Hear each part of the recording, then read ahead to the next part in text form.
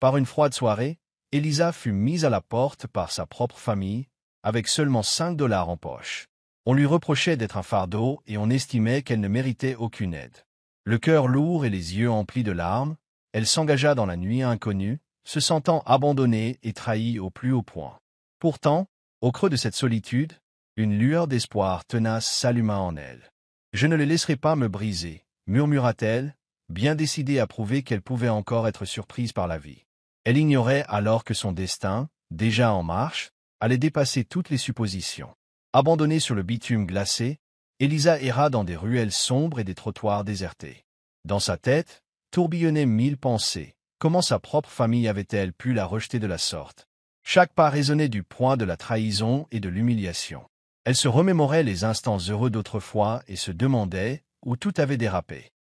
Comment ont-ils pu faire ça? Se demanda-t-elle, encore sous le choc. Mais tandis que le vent glacial la traversait, une flamme de défi, minuscule mais obstinée, se mit à briller en elle. Elle jura qu'un jour, elle leur montrerait à quel point ils s'étaient trompés. Dans les jours qui suivirent, Elisa trouva refuge sous un modeste pont, où l'humidité nocturne se mêlait à sa colère sourde. Elle passait de longues heures à repasser ses souvenirs, tentant de comprendre l'origine de cette trahison. Ses amis s'étaient détournés, sa famille l'avait rejetée pour des raisons qu'elle ne parvenait pas à cerner. Malgré la peine constante qui l'oppressait, une force nouvelle naissait en elle, une détermination à reconstruire sa vie. « Je m'en sortirai, coûte que coûte », murmurait-elle souvent en griffonnant quelques lignes dans un carnet usé, sans se douter que l'avenir lui réservait déjà des surprises.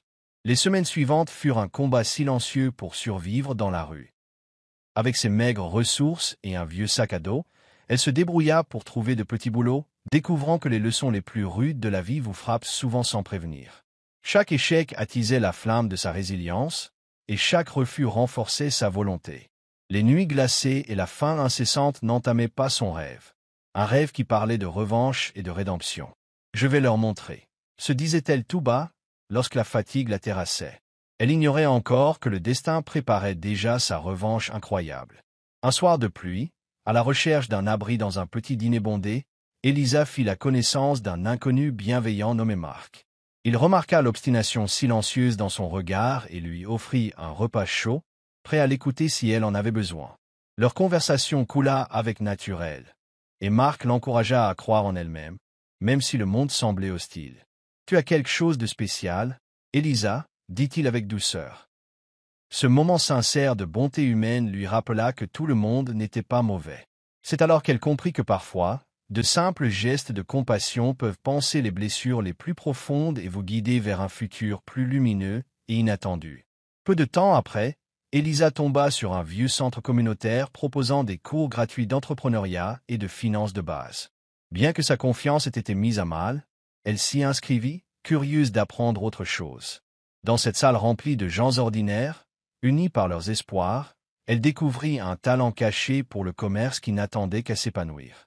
À chaque leçon, son regard s'illuminait, avide de tout retenir. « Peut-être que je peux partir de rien et bâtir quelque chose », songea-t-elle, commençant à envisager l'idée que sa vie prenne un virage à 180 degrés. Peu à peu, son horizon s'éclaircissait. Au fil du temps, Elisa se lança dans la vente de bijoux artisanaux sur les trottoirs et dans les marchés locaux. Chaque pièce qu'elle créait racontait une histoire de résilience et d'espoir de renaissance. Ses créations, originales et pleines de cœur, attirèrent l'attention des passants, et la rumeur se propagea vite à propos de cette femme courageuse au passé tourmenté. Les clients étaient séduits autant par la beauté de ses pièces que par la force qui émanait d'elle. Chaque vente étoffait un peu plus son moral et son compte en banque, l'éloignant des désillusions de ses premiers jours. Sa petite activité était le point de départ pour recouvrer sa dignité. À mesure que les obstacles se dressaient devant elle, Elisa gagnait en hardiesse et en créativité. Elle n'hésitait pas à innover dans ses modèles et ses matériaux, toujours portée par le souvenir de la froideur avec laquelle on l'avait rejetée. Même quand le doute la rongeait, elle avança coûte que coûte. « Je refuse d'être brisée par le passé », affirmait-elle d'un regard étincelant dans les discussions informelles qu'elle entretenait avec d'autres vendeurs de rue. Sa passion créative et sa soif de justice se mêlaient en une puissante motivation, forgée par les peines de son histoire. Sans qu'elle ne le devine, chaque pas qu'elle entreprenait posait les fondements d'un empire colossal, tapis au fond de son cœur. En l'espace d'un an, la modeste activité de bijoux d'Elisa se mua en petite boutique au cœur d'un quartier animé. Par sa détermination et son flair naturel pour les affaires, elle parvint à décrocher un local, vite devenu un lieu incontournable. Ses amis de cette nouvelle vie admiraient son courage, et même des inconnus la reconnaissaient comme un symbole d'espoir et de ténacité. Qui aurait cru ça possible? Répétait-il, étonné par ses progrès fulgurants. Chaque épreuve qu'elle rencontrait était affrontée avec une sérénité confiante, son passé marqué de cicatrices restant invisible derrière son sourire. Sa remontée n'était pas un hasard, mais le fruit d'un travail acharné et d'une passion dévorante. Puis, les choses prirent un tour inattendu. Au fond d'un vieux coffre dont elle héritait d'un parent oublié, Elisa découvrit des documents cryptiques laissant entrevoir une richesse cachée. Les pages, couvertes de codes mystérieux et de secrets familiaux enfouis, évoquaient une fortune colossale constituée sur plusieurs générations. Son cœur s'emballa lorsqu'elle comprit que ces maigres économies n'étaient qu'une goutte d'eau au regard de ce qu'elle pourrait réellement posséder. « C'est impossible, murmura-t-elle, décontenancée, songeant que le destin lui jouait un tour. La trahison subie jadis était peut-être sur le point de se transformer en un rebondissement inouï. La découverte de ces papiers eut l'effet d'un séisme dans l'esprit d'Elisa. Des nuits entières, elle les éplucha, armée de la même ténacité qui l'avait poussée à survivre. Ligne après ligne, elle découvrait la trace d'une immense richesse, d'un héritage dont on l'avait maintenu à l'écart. Même si la colère restait vive face à son abandon passé, une nouvelle détermination la gagnait. « Je vais récupérer ce qui me revient », déclara-t-elle, lors d'un échange discret avec un ami de confiance. Rien que d'imaginer récupérer ça par la comblée d'adrénaline et de désir de justice. Plus elle en apprenait, plus elle se rendait compte que sa famille avait délibérément gardé ce secret, persuadée qu'elle n'en était pas digne. Chaque révélation la confrontait à sa blessure première, nourrissant son envie de prouver sa valeur. Dans les moments de solitude, elle chuchotait. « Ils voulaient que j'échoue, mais ils verront à quel point ils se trompaient. » Il ne s'agissait pas seulement d'argent, il s'agissait de retrouver sa place, son identité, et de montrer au monde qu'elle était plus forte que quiconque ne l'avait cru. Armée des documents familiaux, Elisa rassembla une petite équipe d'experts pour l'aider à lever le voile sur cette fortune cachée. Chaque personne était triée sur le volet pour ses compétences et son sens moral. Elle consulta des conseillers financiers, des avocats, des historiens, tous intrigués par ce dossier inédit. Au cours d'une réunion, un avocat chevronné la prévint. « Ça peut changer ta vie pour toujours, si on s'y prend comme il faut. » Le cœur d'Elisa bondit à l'idée de faire renaître cet empire enfoui. Pour la première fois depuis longtemps, elle se sentit puissante, prête à affronter son passé grâce à un plan clair pour l'avenir. Au fur et à mesure que l'enquête avançait, Elisa découvrit que sa famille avait tout manigancé pour l'écarter, par crainte qu'elle ne surpasse leur avidité. Cette trahison la blessait à nouveau, mais renforçait aussi sa volonté. Chaque entrevue avec son équipe l'approchait un peu plus de la vérité et de l'héritage qui lui revenait de droit. Elle établissait peu à peu les liens entre de vieilles querelles familiales et des investissements occultes, réalisant que ses racines étaient plus riches et plus complexes qu'elle ne l'aurait jamais imaginé. « Ils m'ont sous-estimé », se répétait-elle avec un demi-sourire en flânant le soir, convaincue que le sort allait bientôt lui rendre justice. Dans les années qui suivirent, Elisa fit prospérer sa boutique, étendant ses activités à plusieurs emplacements.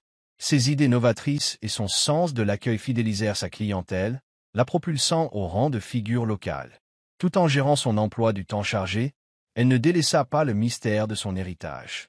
Le soir, après la fermeture, elle compulsait les documents avec son conseiller. « Ce n'est que le début », disait-elle, la voix vibrante d'enthousiasme. Le chemin parcouru depuis son errance initiale lui semblait une éternité, chaque chapitre de son ascension renforçant son âme et clarifiant sa détermination. Puis survint une avancée majeure. Elisa mit la main sur une clause inexploitée, révélant un entrelac d'investissements fructueux et d'entreprises secrètes florissantes au fil des décennies. Grâce à son équipe, elle parvint à naviguer dans le labyrinthe juridique et financier, transformant cette fortune clandestine en un véritable empire en pleine expansion. La réalité la frappa de plein fouet. Sa vie, autrefois marquée par la solitude et l'abandon, se muait en conte de fées où triomphait justice et fierté retrouvée. « Je n'aurais jamais cru à un tel destin », confia-t-elle à sa plus proche amie. Les pièces du puzzle s'assemblaient enfin, et son passé allait obtenir la réparation tant attendue. La réussite d'Elisa commença à se faire connaître, suscitant l'intérêt non seulement des gens influents, mais aussi celui de sa famille, autrefois si distante. Stupéfaits, ils apprirent que la jeune femme qu'ils avaient jetée avait évolué en une entrepreneuse redoutable, bâtissant progressivement un empire. Les rumeurs et les murmures emplirent les discussions, et ceux qui se moquaient d'elle jadis observaient à présent son envol avec admiration mêlée d'effroi. Lors d'une confrontation houleuse, un cousin amer lâcha, on s'est trompé sur son compte. La réponse d'Elisa, calme et assurée, valait toutes les explications. Son expression sereine en disait long sur la revanche du destin, qui leur retournait en pleine face la cruauté dont ils avaient fait preuve. À mesure que son empire prenait de l'ampleur, Elisa dut faire face à d'autres embûches. Des concurrents, inquiets de son ascension fulgurante, commencèrent à la menacer. Mais grâce à son sang-froid et à sa maîtrise, elle franchit chaque obstacle avec détermination et intelligence. Un soir, lors d'une confrontation avec un rival de poids, elle répliqua avec sang-froid. « Je ne suis pas là pour me faire des amis, mais pour gagner. » Ces mots étaient marqués à la fois d'une lucidité froide et d'une passion brûlante, rappelant à tous combien son passé lui avait enseigné des leçons précieuses. Peu à peu, la justice se mettait en place, faisant reculer ceux qui l'avaient un jour abaissé. Survint alors un retournement de situation encore plus extraordinaire. On découvrit que la fameuse fortune n'était pas seulement gigantesque, mais qu'Elisa en avait été la bénéficiaire sans le savoir, son nom apparaissant depuis le début dans toutes les transactions majeures. Cette révélation bouleversa la sphère économique. La lente ascension d'Elisa s'avéra en réalité la naissance d'un empire chiffré en milliards. « J'ai toujours pressenti que j'avais quelque chose en moi, » murmura-t-elle, bouleversée en voyant la vérité émerger. Ces anciens bourreaux, médusés, comprirent trop tard que la jeune femme qu'ils avaient rejetée était devenue un colosse invincible. Forte de cette révélation, Elisa décida de faire un retour spectaculaire. Elle participa à des conférences, donna des interviews et intervint dans divers sommets professionnels, racontant son parcours de façon simple et directe afin de toucher tous ceux qui avaient déjà enduré une trahison ou une mise à l'écart.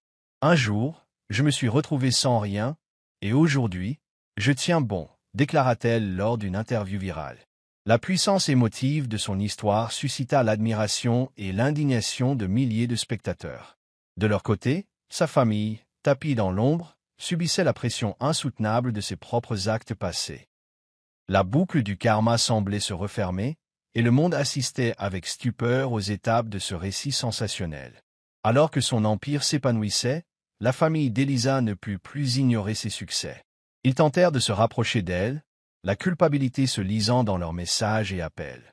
Lors d'une brève rencontre chargée de tension, l'un d'eux supplia. « Nous avons fait une terrible erreur. Peux-tu nous pardonner ?» Les yeux d'Elisa brillaient d'une détermination mélangée de tristesse. Elle répondit avec douceur. « Je peux pardonner, mais jamais oublier. » Cette conversation, courte mais profonde, marqua un cap. Désormais, ce n'était plus l'argent le nœud du problème, mais la récupération de sa dignité et la volonté de faire comprendre à ceux qui l'avaient trahi qu'ils ne s'en tireraient pas sans assumer leurs responsabilités. L'empire d'Elisa ne se contentait pas de lui apporter la prospérité, il changeait la donne dans sa communauté, celle-là même qui avait jadis douté de ses capacités. Elle investit dans des commerces locaux, mit en place des bourses d'études et créa des emplois pour ceux qui en avaient besoin. Son succès se fit symbole d'espoir pour tous ceux qui se sentaient piégés dans un cercle de pauvreté ou de trahison. Pendant les réunions de quartier, on entendait souvent « L'histoire d'Elisa prouve qu'on peut toujours se relever, même quand la vie nous a brisés. » Sa bienveillance et son style accessible la rendaient très populaire. Malgré les épreuves, elle gardait l'humilité de ses débuts, prête à écouter et conseiller quiconque traversait une passe difficile. Au milieu de sa réussite, Elisa n'en oublia pas pour autant ce cheminement intérieur qui l'avait poussé jusqu'ici. Tard dans la nuit, quand elle sentait le poids de ses responsabilités comme à la fois un honneur et un fardeau, elle repensait à ses moments les plus sombres. « Toute cette souffrance m'a tant appris », confiait-elle à une amie de longue date lors d'une conversation à cœur ouvert. Cette introspection lui permit de se pardonner et de relâcher peu à peu la colère qui l'avait dévorée. Elle savait que la guérison ne passait pas par l'oubli, mais par la valorisation de ses cicatrices. Son côté vulnérable faisait écho à tous ceux qui, comme elle, C'était un jour senti abandonné. Le dénouement arriva de manière inattendue lorsqu'un gros concurrent tenta de racheter de force l'une de ses entreprises clés. Elisa réagit avec une inébranlable détermination et une remarquable finesse. Dans une réunion décisive, elle décortiqua chaque argument, laissant ses opposants sans voix. « Vous m'avez sous-estimé, et c'est là votre erreur. » Lâcha-t-elle d'une voix posée, qui résonna dans la salle silencieuse. Cette victoire dépassait le cadre des affaires. C'était un triomphe personnel face à tous ceux qui avaient douté d'elle. On saisit alors que la justice, dans sa plus pure expression, finit toujours par rétablir l'équilibre, à condition qu'on reste fidèle à soi-même. Après ce conflit, le karma accomplit son œuvre. Le succès d'Elisa fut salué partout, et ceux qui l'avaient méprisé furent contraints de reconnaître leur tort. La presse relaya l'histoire de cette femme partie de rien, abandonnée avec $5, pour finalement diriger un empire d'1 milliard de dollars. Au cours d'une discussion franche avec un ancien critique, elle déclara « Je ne cherchais pas la vengeance, juste la justice. » Vous voyez maintenant le résultat quand on sous-estime la volonté de survivre de quelqu'un. Ces mots, lourds de sens et chargés de sa force acquise, sonnaient comme une revanche méritée. Finalement, le destin d'Elisa boucla la boucle. L'empire qu'elle bâtit demeura la preuve vivante de la puissance de la persévérance, du travail sans relâche et de la victoire du juste sur la trahison. Son récit inspira des débats aussi bien dans les bureaux qu'autour d'un café ou dans l'intimité des foyers. Le cœur empli de satisfaction et d'humilité, elle encourageait chacun à partager ses propres enseignements tirés de l'adversité. Likez la vidéo, abonnez-vous et parlez-en à vos amis, lançait-elle lors de ses interventions ou sur ses réseaux sociaux. Maintenant, c'est à vous de jouer. Laissez vos commentaires, donnez votre point de vue et dites-nous quelles leçons vous en retirez, juste en dessous.